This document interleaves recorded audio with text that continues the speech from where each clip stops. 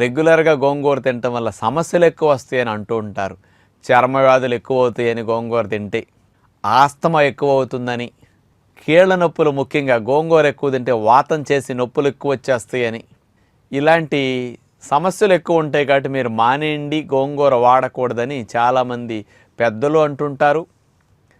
Doctors కూడా చాలామంది గోంగూర మానేయమని సలహా ఇస్తూ ఉంటారు. మరి సత్యనారాయణ రాజు అయితే రెగ్యులర్గా గోంగూర ప్రతినిత్యం వాడుకోమని చెప్తూ ఉంటారు. అసలు గోంగూరకి అట్టడి దోషాలు లేవు. మీరు చర్మ వ్యాధులున్నా, కీళ్ళ నొప్పులున్నా, ఆస్తమా ఉన్నా, మీకు అలర్జీలున్నా ఇవన్నీ రాకుండా మీరు గోంగూర తినొచ్చండి. గోంగూర చాలా మంచిది. అందుకని ఆకుకూరలు ఏది వండుకుంటున్నా మీరు నిత్యం ఆకుకూరల్లో కాంబినేషన్ గోంగూర వేస్తుండండి. గోంగూరలో ఉండే న్యాచురల్ పులుపు